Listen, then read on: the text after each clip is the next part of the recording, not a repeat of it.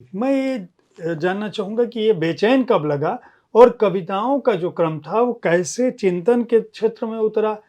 उच्च शिक्षा में आपको कब वो रास्ता मिला कि अब आपको लगा कि नहीं अब मेरी दिशा निर्धारित हो गई है, अब कोई भाई मुझे कम से कम ये नहीं कहेगा कि तुम हाई स्कूल कर लो तो तुमको सहायक की नौकरी मिल जाएगी या क्लर्क की नौकरी मिल जाएगी।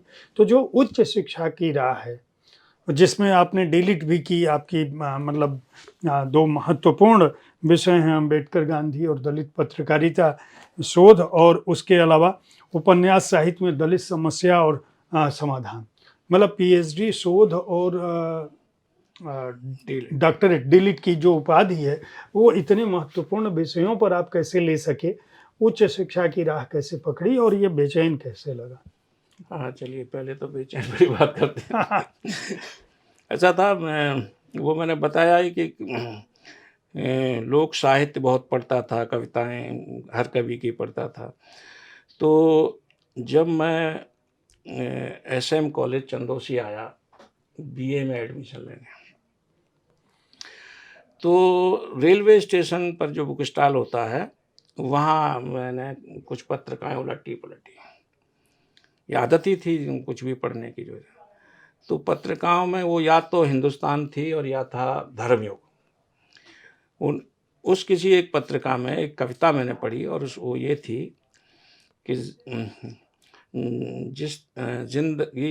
जिस तरफ मेरी नज़रें गईं, दृश्य वे ही पुराने मिले, ज़िंदगी की कड़ी धूप में काँच के शामियाने मिले, और नीचे लिखा था कुंवर बेचैन। तो वो मैंने कहा यार ये तो टाइटल बहुत बढ़िया है। तो हमने जो जाके एसएम कॉलेज में जब अपना बीए का फॉर्म भरा, उसमें शिवराज सिंह के आगे बेचैन जोड़ दिया। कुंवर बेचैन जी को ये पता चला बाद के दिनों में आपकी हाँ, मुलाकात हुई तो उनको मुलाकात हुई, काफ़ी बातें हुई और कई आयोजनों में हम साथ रहे। अलीगढ़ टीकाराम डिग्री कॉलेज में जो है क्या वो 86 या उसमें जो है कुंवर बेचैन वहाँ अध्यक्षता किए थे। भगत सिंह की शहादत के दिन पर वो कवि सम्मेलन हुआ था, उसमें मैं भी कविताएँ पढ़ने गया था। सूरीनाम हम गए थे तो साथ-साथ ही विश्व हिंदी सम्मेलन में हम साथ थे, तो खैर हो गया था, परिचय-वरिचय सब बात उनको बता दिया था। हुआ ये कि जब मैंने ये लिख दिया, अब जिसका देखिए नुकसान और फ़ायदे बताते हैं। वो तो कविताएँ करने की वजह, हाँ, एसएम कॉलेज से ही वो पढ़े थे।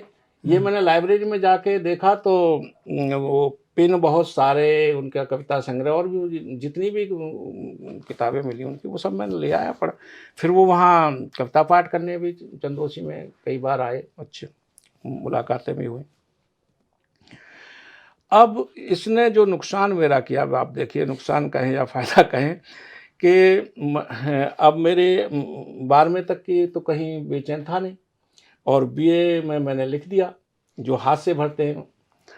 अब जो है 87-88 में इलाहाबाद आयोग से प्रवक्ता की जगह निकली कमीशन से, और वहाँ मेरा सिलेक्शन हो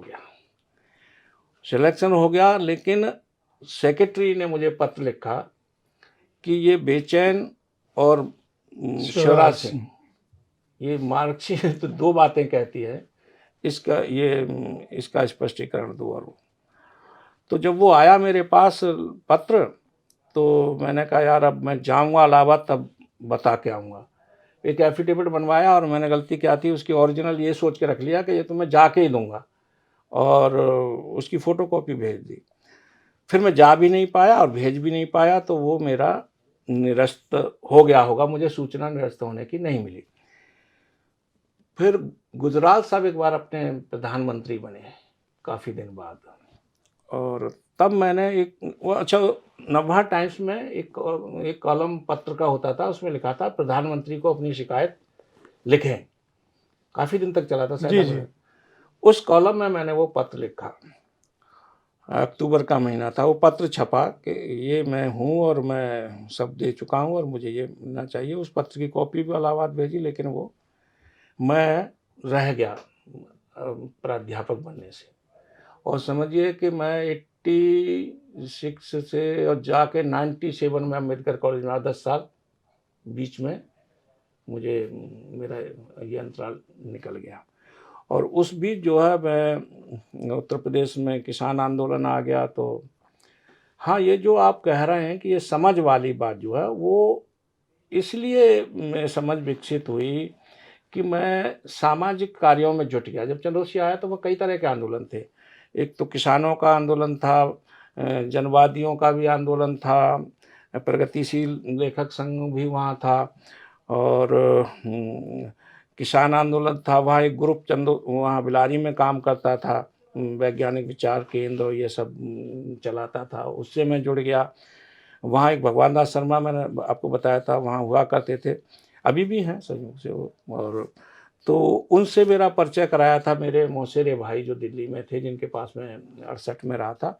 बाद में वो एमबीबीएस डॉक्टर बन गए थे और वो उससे रिटायर हुए चीफ मेडिकल ऑफिसर से। तो उन्होंने मुझे चंद्रोसी में 2 बातें कही थी उन्होंने मुझे, जब मैं मेरा और कोई वो तो था नहीं अभिभावक, कि चंद्रोसी जा रहे हैं तो 2 लोगों के संपर्क में रहना, एक मदन दीक्षित और दूसरे भगवान दास। और उन्होंने दूसरी बात जो कह दी कि कम्युनिस्ट ईमानदार होते हैं।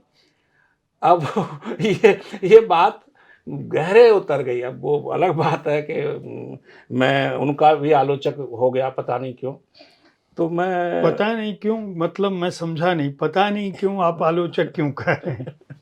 नहीं, वो इसलिए हो गया कि जो लाइन थी ना, जैसे अंबेडकर की लाइन थी कि उन्होंने कहा कि भारत में जो जाति व्यवस्था है, उन्होंने तो बाकायदा उसके उच्छेदन के लिए किताब ही लिखी, उसको नकारा नहीं जा सकता। वो है, वो काम करती है हमारे समाज में।